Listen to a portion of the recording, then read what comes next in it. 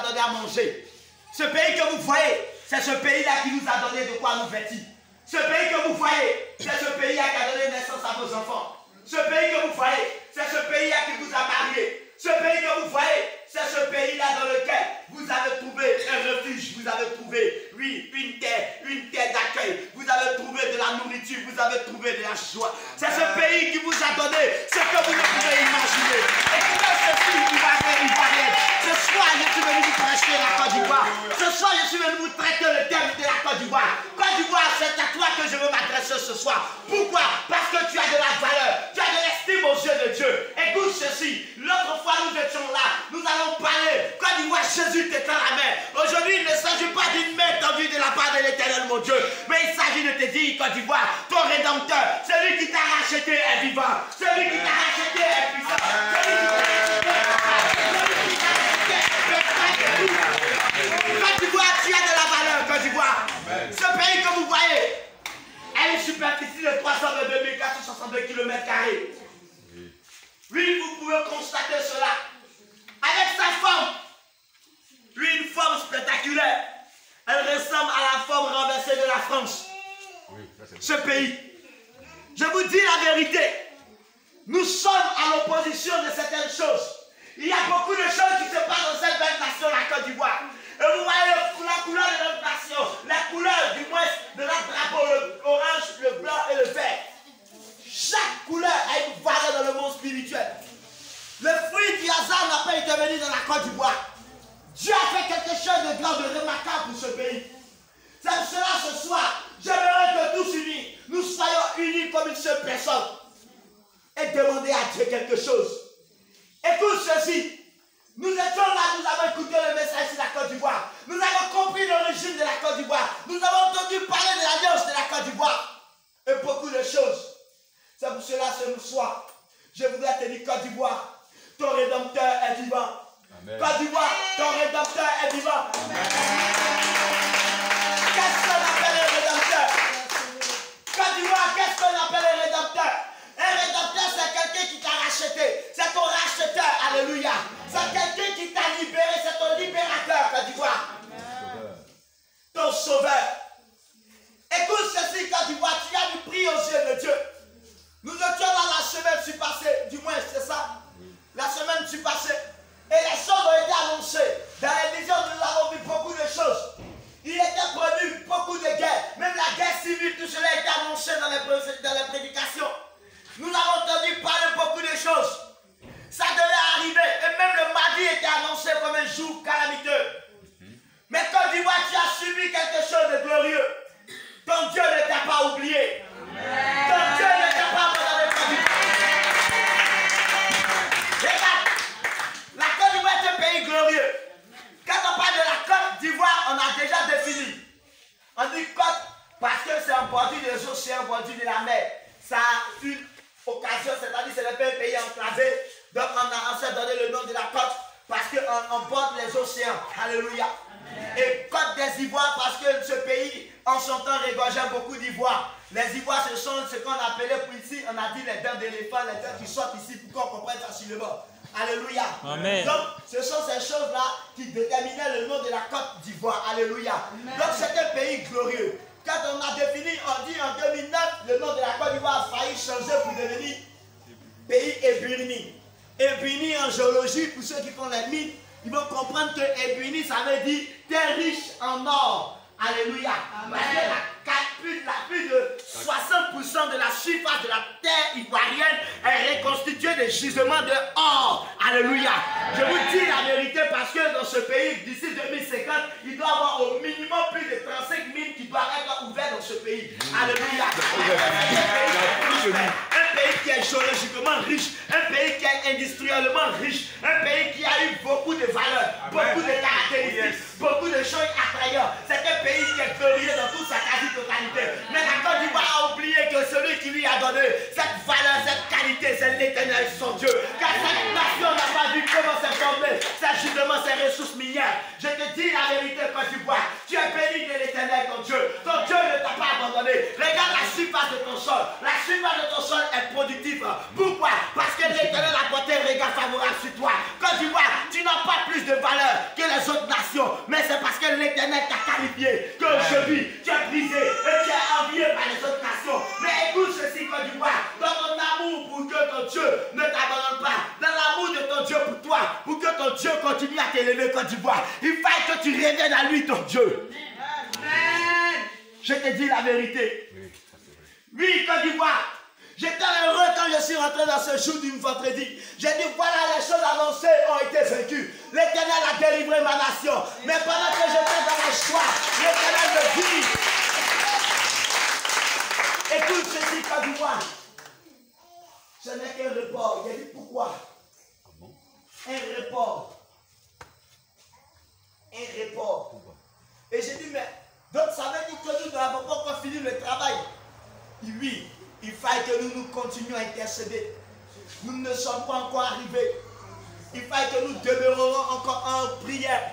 Parce que les choses annoncées sont encore en train de se mettre sur pied. Je vous dis, Satan est un gars qui est têtu. Quand il fait quelque chose, même quand il échoue, il ne s'arrête pas. Il persiste, il continue, il insiste. C'est pour cela que je te dis, Côte d'Ivoire, il n'y a qu'un seul pour toi. Un seul être qui peut te sauver. Un seul qui a donné sa vie pour toi. Un seul qui est capable de te racheter. Un seul qui est capable de te donner de la valeur, de l'estime, de l'identité, qui s'appelle Jésus de Nazareth. Je vous l'ai dit, la nation ivoirienne a commis beaucoup d'erreurs. Dans sa gouvernance depuis le début.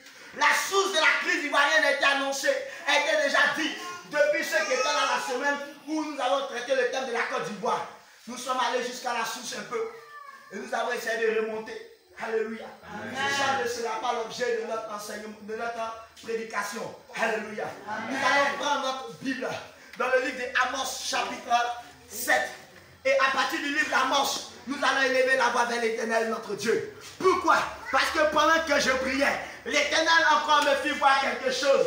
Il y avait une ligne d'épée qui continuait encore de vaciller de part et d'autre, avec les doubles lames bien aiguisées. Et la Bible me dit que cette épée est en train de menacer ma nation. Et je continuais encore à demander pourquoi cette menace persistait. Mais voilà que lui, l'ennemi était toujours aux aguets. Il attendait une seule faiblesse de toi, Côte d'Ivoire, pour te persécuter. Il attendait une seule faiblesse de toi, Côte d'Ivoire, pour te renverser. Il attendait une seule faiblesse de toi, Côte d'Ivoire, pour t'humilier. Mais je te dis ceci, Côte d'Ivoire. L'Éternel, ton Dieu, est au secours divin. Amen. Car ce qui a été annoncé, ce qui a été dit, même la colère de ton Dieu peut être changée pour toi. Amen. Dieu peut se repentir de tout ce qu'il a dit. Amen. De tout ce qu'il a annoncé. Parce que la main de l'Éternel était sur la Côte d'Ivoire et a toujours été sur la Côte d'Ivoire.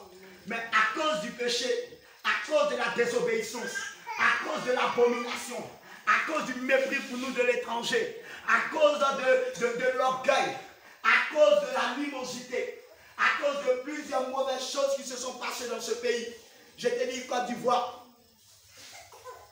l'Éternel, ton Dieu, veut te châtier.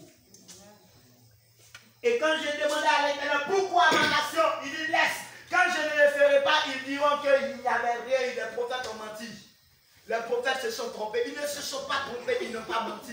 C'est parce que quand les prophètes prophétisent, il y a des gens qui sont dans l'ombre qui continuent d'intercéder pour toi, Côte d'Ivoire. Pendant que les prophètes continuent de prophétiser, des personnes payent le prix pour la nation. Des personnes payent le prix pour la nation. La Bible dit Dieu cherche une personne se mettre à la brèche pour intercéder en faveur du pays, afin que je ne la détruise pas. Mais je ne trouve pas. Mais il se trouve qu'en Côte d'Ivoire, il y a des personnes qui se sont présentées et que Dieu a admiré, que Dieu a regardé. Et à partir de Dieu a décidé de faire grâce à cette nation. Mais les gens pensent que c'est arrivé et des d'aucuns ont commencé à dire de faux prophètes se lèvent dans la nation. Mais Dieu veut faire quelque chose qui va surprendre la nation ivoirienne. Mais je te dis ceci, afin que tu te prépares aujourd'hui pour faire déjouer le second plan de l'ennemi pour la nation ivoirienne. Parce que l'Éternel, ton Dieu, ne t'a pas abandonné, Côte d'Ivoire. Dieu te tend une main encore, une main gracieuse. Pourquoi? Parce qu'il est ton rédempteur. Pourquoi? Parce qu'il est ton racheteur. Pourquoi? Parce qu'il est ton salut, Côte d'Ivoire. Il a dit le Dieu. Nous avons lu le livre d'Amos chapitre 7. Quand je priais, je ne suis pas allé lire toute la Bible. C'est là que le Seigneur m'a envoyé mon esprit. Et je m'en vais vérifier qu'est-ce qu'il y a là-bas. Et j'arrive, je lis quelque chose qui m'a touché. Et le Seigneur me dit, c'est ainsi qu'il peut en être toute la nation. Alors j'aimerais qu'on écoute ensemble. Et nous ferons le reste après. Lis. Amos le chapitre 7, je lis à partir du verset 1. Merci pour le... Le Seigneur, La Bible dit le Seigneur, l'Éternel m'envoya cette vision. l'Éternel envoya la vision à Amos. Voici, Il dit voici dans la il vision. formait des sauterelles. Il formait des sauterelles. Au moment où le regain commençait à croître, Au moment où le regain commençait à croître. c'était le regain après la coupe du roi. C'était le regain après la coupe du roi. Le verset 2 nous dit, Le verset 2 va parler. et comme Elle dévorait entièrement l'herbe de la terre, elle dévorait entièrement. C'était qui dévorait? C'était les sauterelles. Elle dévorait entièrement l'herbe de la terre. j'ai dit, Seigneur éternel. Qui a dit? Alléluia. Amen. Ici, je dis amen pour Amos. Alléluia. Amen. Parce qu'Israël était persécuté. Israël devait être livré à ses ennemis. Mais pour qu'Israël soit livré par ses ennemis, Dieu a commencé à s'attaquer aux fruits du pays, à la production du pays. Alléluia. Amen. Et la Bible dit que la production a commencé à être envahie par des sauterelles qui venaient ronger la production. Ça veut dire qu'il n'y avait plus de production en ce temps. Et donc, la Bible dit que dans la vision, l'Éternel avait prévu que Israël traverse un temps de famine qui allait fragiliser le peuple. Et pendant que le peuple allait être fragilisé, alors l'Éternel allait envoyer quelque chose d'autre. Le feu. Pourquoi le feu? Le feu pour venir dévorer Israël. Mais la Bible dit que dans ce temps de peur, dans ce temps de souffrance, il y a quelqu'un qui a vu cela venir de loin. Et la Bible dit qu'il s'appelait Amos. Amos a vu l'Éternel. Il a vu la vision. Il a vu la prophétie. Et la Bible dit que Amos va se tenir à la brèche. Amos va crier à Dieu. Seigneur, Seigneur, regarde ma nation. Israël est si faible et fragile. Alléluia. Amen. Si les sauterelles dévoraient toute notre production, nous ne subsisterons plus. Amen. Nous n'avons pas de force. Tu es notre Dieu. Regarde, nous méritons ce que tu dois le faire. Mais pourquoi, Père? Aie pitié de nous parce que nous n'avons pas de force. Nous ne sommes rien. La Bible dit que Amos va s'humilier pour Israël. Amos va s'humilier pour Israël. Alléluia.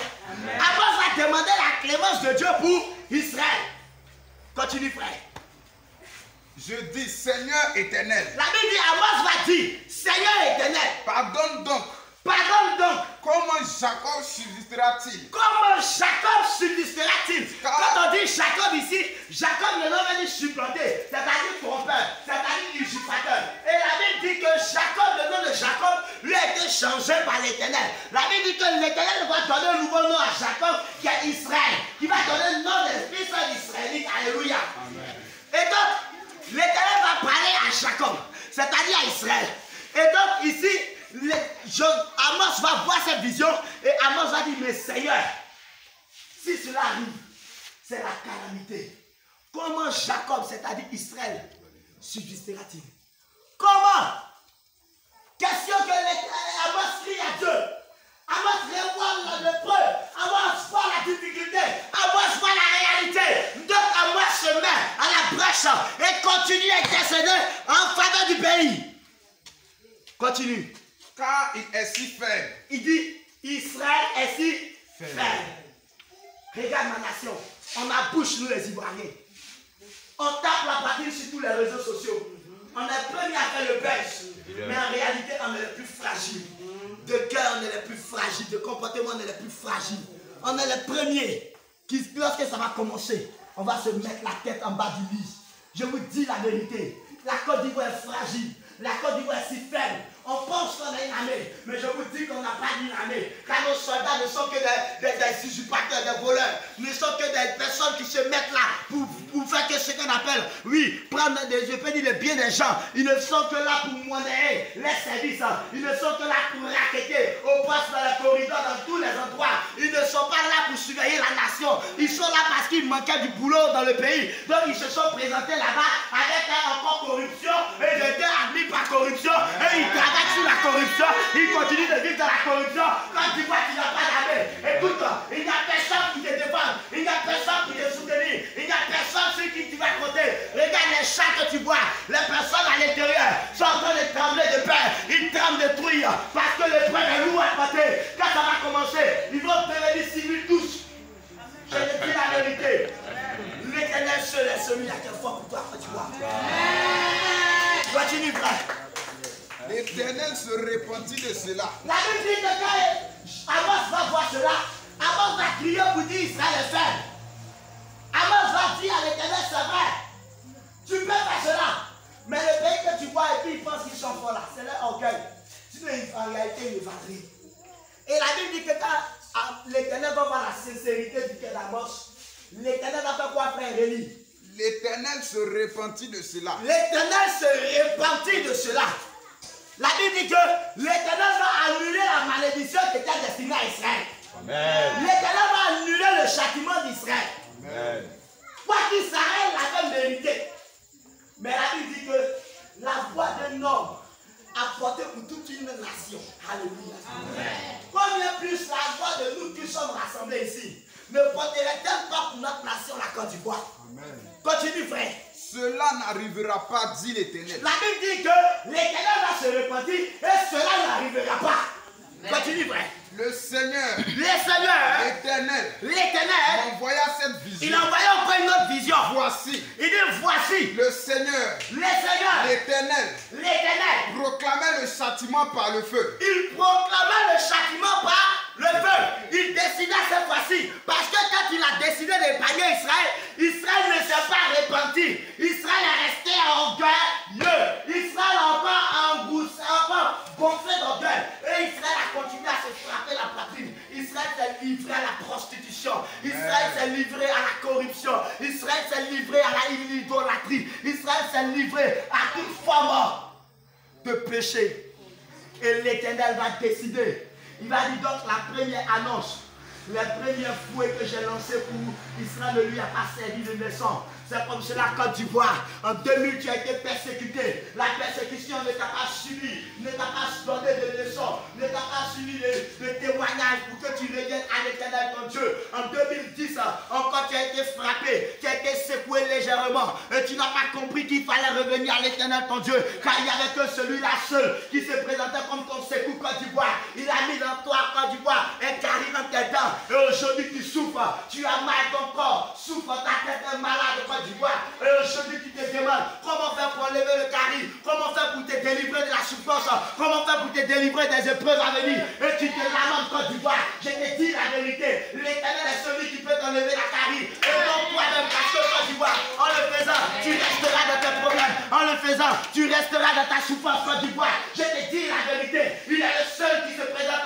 comme ton secours. Et aujourd'hui, tu n'as pas compris. Tu vas partout dans les hôpitaux pour t'enlever le carie de terre. Les hôpitaux ne pourront rien faire pour toi parce qu'ils ne feront que encore augmenter tes problèmes. Je te dis la vérité, tu cours dans les pharmacies pour acheter, oui, acheter la solution. Il n'y a pas de solution dans les maladies. Vous dites une telle maladie dans les pharmacies. Je te dis la vérité, les pharmacies, au jour où tu auras des problèmes dans la nuit, quand tu iras les voir, ils fermeront les pharmacies parce que ton problème n'est pas celui de la pharmacie, mais c'est l'Éternel qui te donnera le médicament qui te Je te dis la vérité.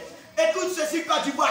L'Éternel, ton Dieu, encore se présente. Il dit, regarde, quand tu vois, tu as été frappé, tu n'as pas compris. Dans les prophéties qui étaient annoncées contre toi, c'était des choses graves qui devaient t'arriver. Mais ce sont des choses légères qui te sont arrivées. Mais tu n'as pas vu l'intercession de tes fils et de tes filles. Et tu as cru que c'était par tes propres ailes que tu avais reçu cette épreuve. Tu as cru que c'était par tes propres ailes que tu avais reçu cette prouesse. Non, l'Éternel t'avait mis à l'épreuve. Mais tu n'as pas compris le plan de l'Éternel, ton Dieu. Aujourd'hui, quand tu vois, tu cries, tu gémis, tu pleures. Mais je te dis la vérité, l'épreuve qui vient en 2020 est 4 fois plus pire que celle qui est passée en 2022. Aujourd'hui, tu penses que les choses sont passées, mais moi, je te rentre dans la réalité des choses. Et je te dis que ce qui s'est dessiné spirituellement est plus grave que ce qui a été annoncé en 2002, que ce qui a été annoncé en 2010. Et aujourd'hui, nous sommes à la veille des élections parce que la Côte d'Ivoire mérite une opération de la part de l'Éternel pour la délivrer de tous ces fardeaux. Je te dis, Côte d'Ivoire, ta solution est entre les mains de l'Éternel, ton Dieu. Parce que cette fois-ci, c'est une épreuve encore plus lourde qui vient à toi. Regarde, la Bible dit que à Israël, c'était quoi? Les sauterelles. Mais après les sauterelles, qu'est-ce qui est venu, frère? Continue. Et le feu dévorait le grand abîme et dévorait le champ. La Bible dit que le feu venait et dévorait le grand abîme et dévorait le champ. Continue. Je dis. La Bible dit le même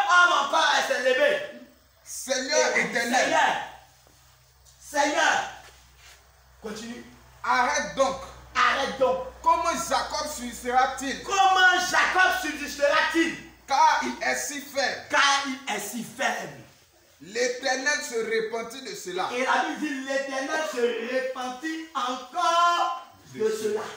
Alléluia. Amen. Quand vous lisez la Bible, il y a souvent des versets, vous pensez que c'est le même jour. Non, je vous informe. Souvent même des versets, c'est souvent 30 ans, même souvent 10 ans qui se produisent. Quand moi j'ai fait la découverte, il y a eu des versets, mais quand je lis, je quitte des versets, un autre verset, je dis mais pourquoi c'est pas chapitre à chapitre? Même des versets, il y a des années qui se passent. Comment c'est possible? Je dis waouh, la Bible, c'est une merveille, c'est un miracle, c'est pas possible. Donc à nous de comprendre, quand on lit la Bible, on ne la lit pas comme un roman. Ce n'est pas un roman, ce n'est pas un dictionnaire, ce n'est pas aussi un journal, mais c'est quelque chose de spirituel adressé aux hommes spirituels. Donc quand tu veux la lire, il faut te mettre dans les conditions spirituelles pour commencer à lire la Bible. On ne dit pas comme je n'ai rien à faire, je vais faire un peu 2 minutes, et puis je prends la ligne. Je vais rien comprendre. Alléluia. Alléluia. Alléluia. La Bible dit que l'Éternel va envoyer encore une épreuve plus grande pour Israël. Et là, la Bible dit que le même homme s'est tenu à la brèche et il a dit à Dieu, Seigneur, on mérite, mais nous sommes si faibles. Si tu nous frappais, quand la vie était de notre pays. Je vous dis aujourd'hui, si ce qui vient se réalise, la Côte d'Ivoire retournera vers 5 ans en arrière. Parce que nous détruisons tous nos infrastructures. Nous aurons même à peine le temps de penser à nos infrastructures parce que nos vies auront plus de valeur par rapport aux infrastructures. Je vous dis la vérité. Ce n'est pas quelque chose pour t'effrayer, mais c'est quelque chose qui est déjà dessiné, clair, planifié, propre. Ceux qui étaient là la semaine passée, il a rendu le témoignage d'un frère qui dit, oh Dieu merci, cette année, ça va rester à Abidjan. Il a dit, tu te trompes.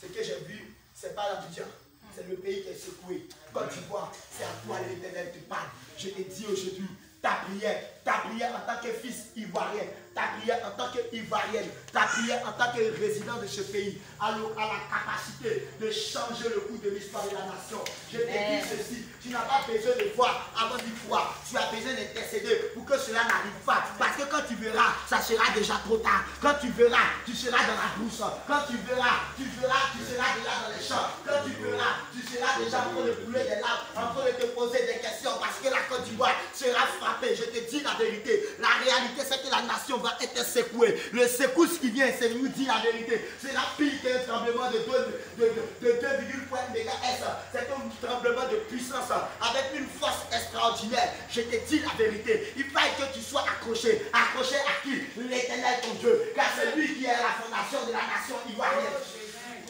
Jésus t'est dans la vie. Nous n'avons pas assez de temps. Nous allons commencer à prier. Écoute ceci. Nous allons nous mettre à la brèche ce soir. Nous allons dire Seigneur. Non, je vais montrer un exemple et puis vous allez faire. Nous allons nous mettre à la brèche.